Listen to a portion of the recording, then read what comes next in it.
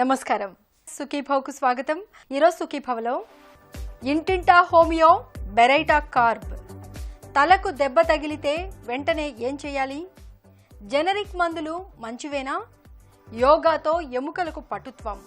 ఇంకా health tip. వ్యాధిని సమూలంగా నయం చేయాలంటే వ్యాధితో పాటు ఆ వ్యక్తిలో శారీరకంగా మానసికంగా ప్రస్ఫుటంగా కనిపించే లక్షణాలను కూడా దృష్టిలో ఉంచుకోవాలని చెప్తుంది హోమియో వైద్యం. ఈ సూత్రం ఆధారంగానే వ్యక్తుల్ని ఆయా ఔషధాల పేర్లతో పిలుస్తూ ఉంటారు హోమియో నిపుణులు. ఉదాహరణకు బెరైటా కార్బ్ వ్యక్తుల్లో అమాయకత్వపు పాళ్లు ఎక్కువగా ఉంటాయి. శారీరకంగా మానసికంగా మరుగుజ్జు లక్షణాలు కనిపిస్తూ ఉంటాయి. ఇలాంటి వ్యక్తుల్లో కనిపించే అనారోగ్య సమస్యలకు బెరైటా కార్బ్ ఎంత మేలైన ఔషధమో ఇప్పుడు తెలుసుకుందాం.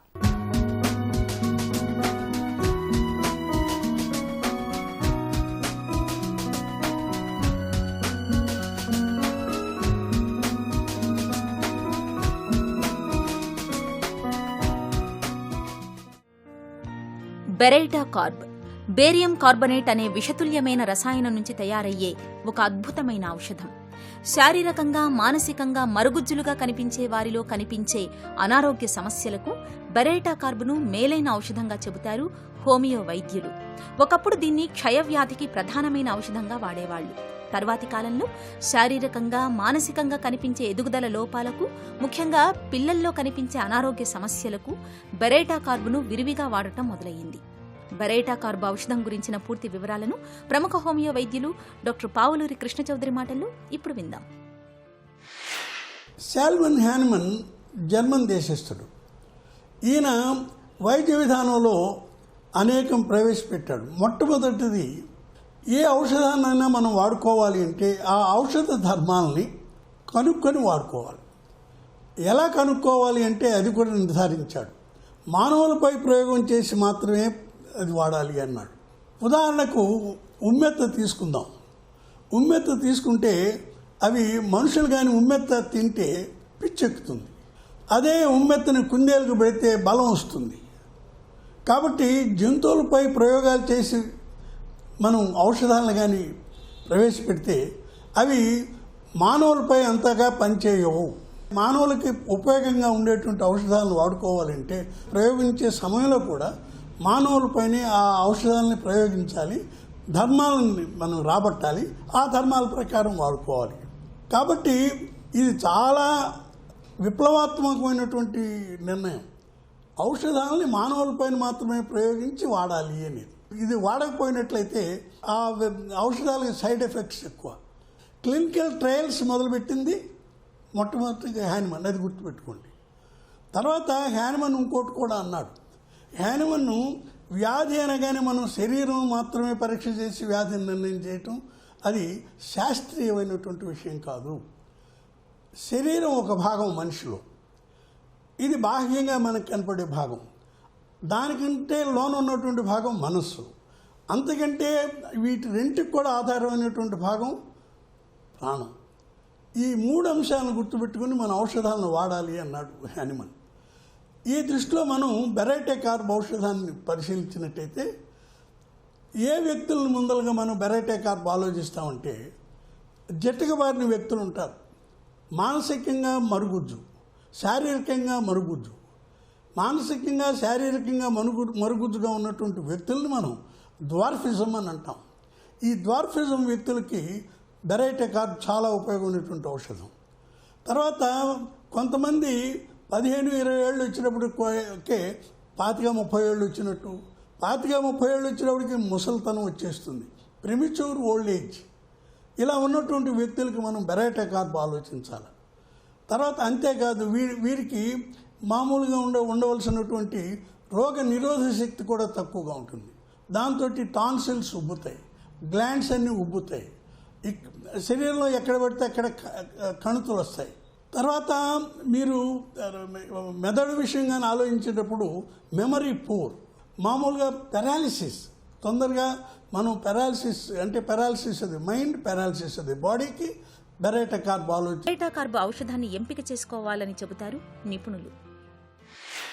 వయసుకి తగినట్టుగా శరీరం మనస్సు లేకపోతే ఒక రకంగా బుద్ధిమాన్యం కింద లెక్క. ఈ బుద్ధిమాన్యం ఉన్నటువంటి వాళ్ళకి ముఖ్యంగా బెరైటా కార్బ్ ఆలోచించాలి. Mentally is dwarf, physically is dwarf or immature. తర్వాత ఈ మామూలుగా ఈ అంగాలు ఉండని అవి కూడా అంటే పురుషాంగం ఇవన్నీ కూడాను చాలా చిన్నవిగా ఉంటాయి, అవి కూడా మెచ్యూర్ కాలేదన్నమాట. తర్వాత వీళ్ళకి ఇమ్యూనిటీ తక్కువ, అందువల్ల మాటికి జలుబు చేస్తుంటుంది. ఆ జలుబు చేసిన తర్వాతనేమో గొంతులో టాన్సిల్స్ ఏమో వాచి ఉంటాయి. తర్వాత వీళ్ళ భయం ఎక్కువ. భయమే కాదు, ఏమిటి భయం అంటే నలుగురు చూచి నవ్విపోతారన్న భయం. అంతేకాదు ఏదైనా వ్యాధి పట్టుకుంటుందేమన్న భయం లేదు, వ్యాధి పట్టుకున్న తర్వాత ఇది నయం కాదన్న భయం. ఇవన్నీ కూడా గమనించాలి మనం భయాన్ని గురించి ఆలోచించినప్పుడు. కాబట్టి బెరైటా కార్బ్ వ్యక్తిని గుర్తించాలి అంటే మరుగుజ్జు, మానసికంగా శారీరకంగా, టాన్సిల్స్ గ్రంథులు వాచి ఉంటాయి. ఆ తర్వాతనేమో ఎవరైనా నవ్విపోతారన్న భయం, వ్యాధులు ఏమొస్తాయని పట్టుకునే భయం, వ్యాధి తగ్గదేమో అనుకునే భయం. వీళ్ళందరూ బెరైటా కార్బ్ వ్యక్తులే, గుర్తుపెట్టుకోండి. తర్వాత ఏదన్నా చిన్న విషయం కూడాను వాళ్ళు ఒక నిర్ణయానికి రాలేరు. ఇది ఏదన్నా కొనుక్కోవడానికి వెళితే ఒకటి చూస్తారు మళ్ళీ పెడతారు, రెండోది చూస్తారు మళ్ళీ ఇది కొనాలా అది కొనాలా తెలియదు. ఈ నిర్ణయం చేయలేకపోవటం అనేది ముఖ్యంగా చాలా ముఖ్యమైనటువంటి విషయం బెరైటా కార్బ్ విషయంలో. గ్రంథులని వాచి ఉంటాయి.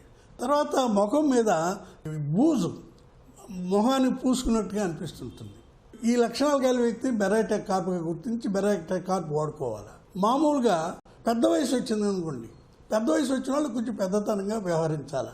అలా కాకుండా వాళ్ళు చిన్నపిల్లల్లాగా పెద్ద వయసు వచ్చిన తర్వాత చిన్నపిల్లల్లాగా చేస్తుంటే వాళ్ళకి బెరైటా కార్బ్ వాడాలి. వాళ్ళకి రక్తపోటు ఉంటే వాళ్ళకి బెరైటా కార్బ్ వాడాలి. వాళ్ళకి పక్షవాతం వస్తే బెరైటా కార్బ్ వాడాలి. ఈ లక్షణాలన్నీ గుర్తించి మనం వ్యక్తిని డయాగ్నోస్ చేస్తే, ఏమిటి డయాగ్నోసిస్ అంటే ఎక్స్రే తీయండి, రక్త పరీక్ష చేయించండి,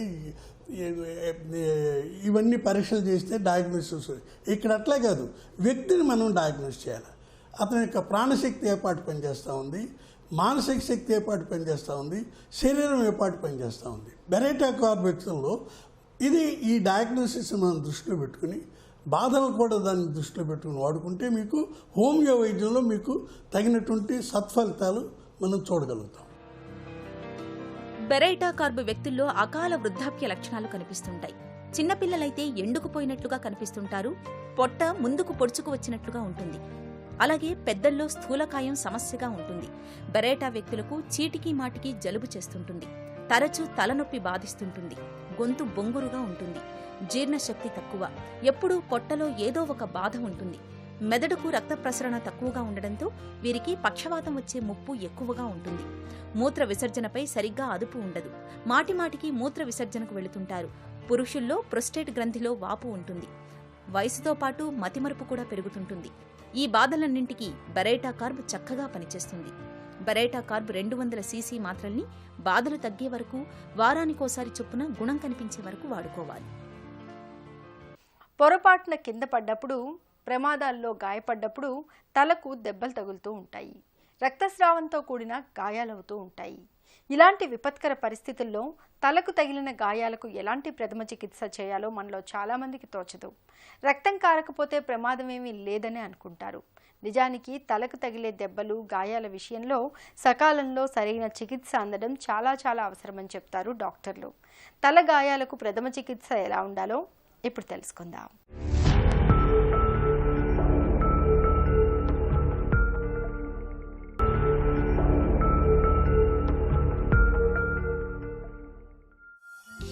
తలకు తగిలే గాయాలను 3 రకాలుగా చెప్పుకోవచ్చు. తేలికపాటి గాయాలు తగిలినప్పుడు బాధితులు స్పృహలోనే ఉంటారు. అయితే తమకు ఏం జరిగిందో, ఏం జరుగుతోందో చెప్పలేని గందరగోళంలో ఉంటారు. తీవ్రమైన తలనొప్పి, జ్ఞాపక శక్తికి, ప్రవర్తనకు సంబంధించిన సమస్యలు కనిపిస్తుంటాయి. ఒక మాదిరిగా దెబ్బలు తగిలినప్పుడు క్షతగాత్రులు మగతగా ఉంటారు. కళ్ళు తెరవడానికి ప్రయత్నిస్తారు. మెదడులో వాపు లేదా రక్తస్రావం వల్ల నిద్రమత్తుగా ఉంటుంది. తలకు తీవ్ర స్థాయిలో దెబ్బలు తగిలినప్పుడు కళ్ళు తెరవలేరు, కోమాలోకి వెళ్తారు. తలకు గాయమైన వారికి జాగ్రత్తగా ప్రథమ చికిత్స చేయాలి. ముందుగా ABC పద్ధతిలో ప్రథమ చికిత్సను అందించడానికి ప్రయత్నించాలి.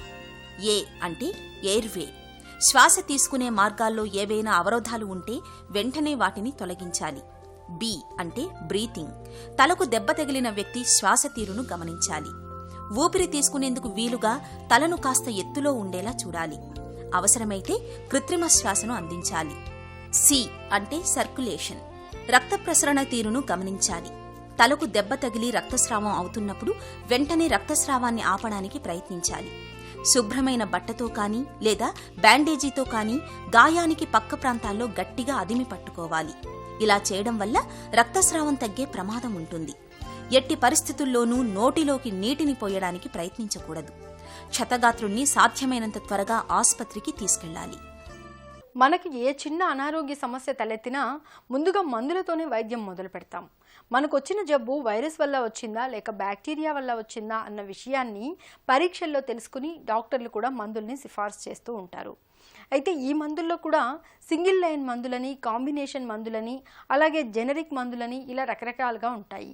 ఈ నేపథ్యంలో అసలు మందులు ఎలా పనిచేస్తాయో, జెనరిక్ మందులంటే ఏమిటో ఇప్పుడు తెలుసుకుందాం. యాక్చువల్గా జెనరిక్ మందులు అంటే ఒక బేసిక్ కెమికల్ని, ఫర్ ఎగ్జాంపుల్ పారాసెటమాల్ అనే ఒక కెమికల్ పదార్థాన్ని అనేక కంపెనీలు వాటి పేర్లతోటి అవి తయారు చేస్తుంటాయి. డోలోగా కానీ, క్యాల్పాల్గా కానీ, క్రోసిన్లా కానీ ఇలా అనేక పేర్లతో అవి తయారు చేస్తుంటాయి. వీటిని అన్నిట్లో ఉన్నటువంటి మూల పదార్థం అనేది పారాసెటమాల్. సో ఈ మూల పదార్థానికి ఎటువంటి కంపెనీ పేరు లేకుండా అమ్మే డ్రగ్ని జెనరిక్ డ్రగ్ అంటారు. స్వతహాగా ఇన్ ప్రిన్సిపల్ జెనరిక్ డ్రగ్స్ అనేది యాక్చువల్లీ చాలా మంచి ప్రిన్సిపల్. ఎందుకంటే దీని వలన పేషెంట్లకి కంపెనీల బ్రాండింగ్ ఛార్జెస్ కానివ్వండి, మిగతా ఛార్జెస్ బారిన పడకుండా డైరెక్ట్గా కాస్ట్ అని తగ్గి ఇది తీసుకోవడం అనేది వీళ్ళకి జరుగుతుంటుంది. సో ఇన్ ప్రిన్సిపల్ అది రెగ్యులేటెడ్ ప్రాసెస్ అయితే కనుక జెనరిక్ డ్రగ్స్ అనేవి మంచివి.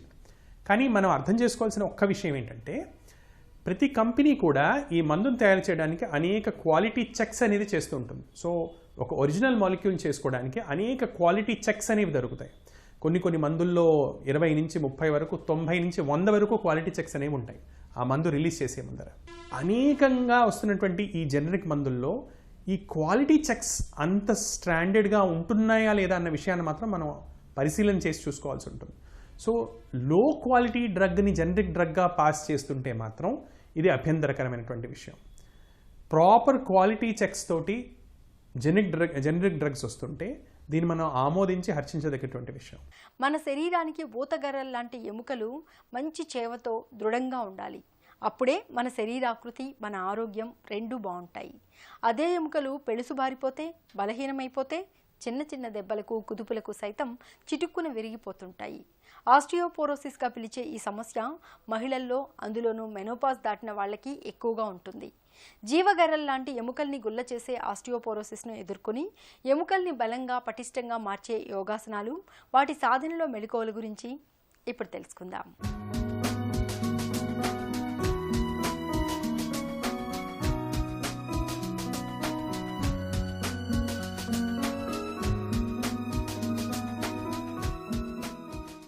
ఈ ఆస్టియోపోరోసిస్ అనేటటువంటి డిసీజు చాలామందిని వృద్ధాప్యంలో బాధించేటటువంటి అతి భయంకరమైనటువంటి వ్యాధి. ఇది ఎముకలలో సాంద్రత తగ్గిపోయి, శక్తి తగ్గిపోవడం ద్వారా బోన్స్ అన్నీ కూడా వీక్ అయిపోయి చాలా డెలికేట్గా తయారై, డి విటమిన్ తగ్గిపోయి శక్తిహీనంగా తయారయ్యేటటువంటి ఈ సమస్యని ఆస్టియోపోరోసిస్ అంటారు. ఇది చాలామందికి వృద్ధాప్యంలో వచ్చేటటువంటి, పీడించేటటువంటి వ్యాధి. పురుషుల కన్నా కూడా ఎక్కువ మంది ఈ స్త్రీలలో కనబడేటటువంటి ఈ సమస్య అనుకోని సందర్భంగా ఎప్పుడు ఏ రకమైనటువంటి కాలు జారినా లేదంటే పడినా బోన్స్ ఇరిగిపోవడం, బోన్స్ చాలా డెలికేట్గా ఉంటాయి. తద్వారా అనేక రకమైనటువంటి సమస్యలను ఎదుర్కొంటూ ఉంటారు. కాబట్టి ఈ రకమైనటువంటి సమస్యని అధిగమించాలంటే ముందస్తు జాగ్రత్తగా డి విటమిన్ ఎక్కువగా ఉండేటటువంటి ఆహారాలు తీసుకోవడం, ప్రొద్దున్నే సూర్యోదయ సమయంలో సూర్యుడికి అభిముఖంగా నిలబడి సూర్య నమస్కారాలు చేయడం ద్వారా డి విటమిన్ లభించడం ద్వారా బోన్కి మరింత స్ట్రెంగ్త్నిచ్చి అవి ఆరోగ్యవంతంగా లైఫ్ టైం శక్తివంతంగా పనిచేస్తాయి. దాంట్లో భాగంగా ఈరోజు మనం తెలుసుకోబోతున్నాం సేతుబంధాసనం మరియు వాయుముద్ర ప్రాణాయామం. ఈ సేతుబంధాసనంలో కొన్ని డిఫరెంట్ వేరియేషన్స్ కూడా ఏ విధంగా చేయాలో చేసి చూద్దాం.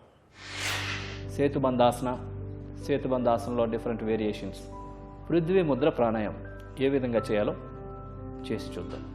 ఈ సేతుబంధాసనాన్ని వెళ్ళకల్లా పడుకొని సుపైన్ పోస్చర్లో చేసేటటువంటి స్థితి నుంచి మనం చేస్తాం. ముందుగా దండాసన భంగిమకి రావాలి.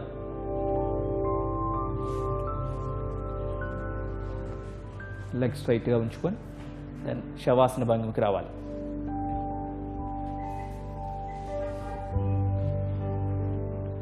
ఇప్పుడు 2 కాళ్ళు ఫోల్డ్ చేసి లెఫ్ట్ లెగ్ని రైట్ లెగ్ని 2 చేతులతో 2 కాళ్ళు పాదాల దగ్గర పట్టుకోవాలి, అంతే. ఇప్పుడు శ్వాసను తీసుకుంటూ నిదానంగా హిప్స్ని రేజ్ చేయాలి. ఎంత వీలైతే అంత పూర్తిగా పైకి లిఫ్ట్ చేయాలి, ఛాతీని గడ్డానికి తాకే విధంగా.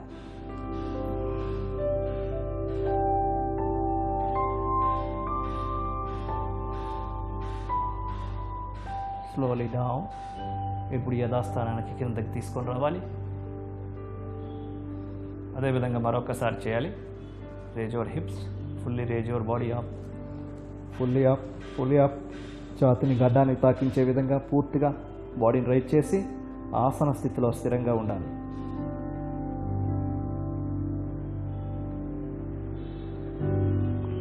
ఇప్పుడు నిదానంగా యథాస్థానానికి మళ్ళీ తిరిగి రావాలి.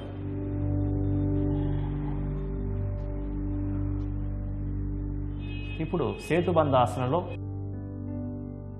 బాడీతో పాటు ఒక్కొక్క కాలు కూడా రేజ్ చేయాల్సి ఉంటుంది.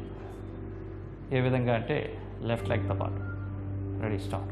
1 2 3 4 5 6 7 8 9 10. ఇప్పుడు 2 కాళ్ళని మళ్ళీ యథాస్థానానికి స్ట్రైట్గా తెచ్చుకొని శవాసన భంగిమలో విశ్రాంతిగా ఉండాలి.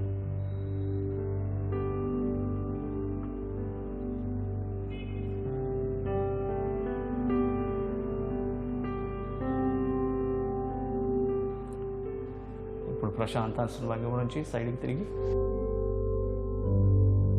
సుఖాసనానికి రావాలి.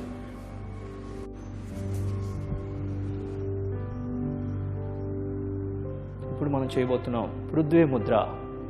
వజ్రాసనంలో కానీ పద్మాసనంలో కానీ వీలు లేకుంటే సుఖాసనంలో కానీ కూర్చొని ఉంగరపు వేలిని బొటన వేలిని చివర్లు మాత్రమే తాకించి ఉంచి చూపుడు వేలు మధ్య వేలు చిటికిన వేలు స్ట్రైట్గా ఉంటాయి.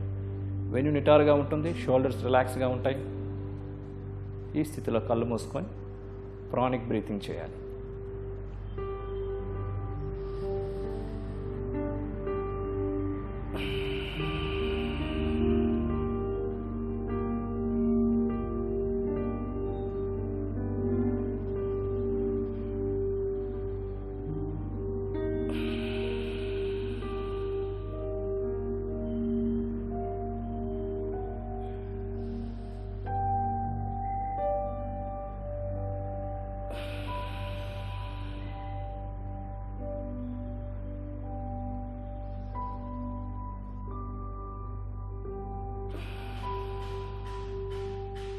శ్వాసను విడిచిపెట్టిన తర్వాత క్రిందకు చూస్తూ నిదానంగా కళ్ళు తెరవాలి.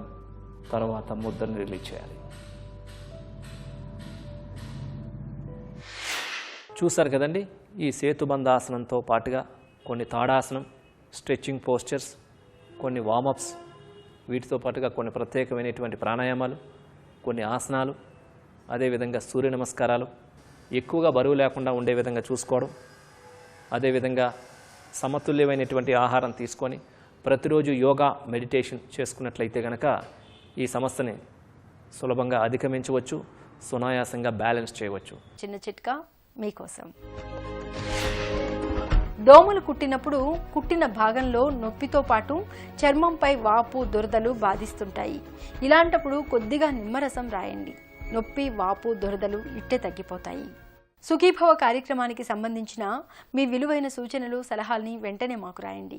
మా చిరునామా Sukhibhava, ETV, Ramoji film city, Hyderabad 501512 లేదా sukhibhava@etv.co.in కు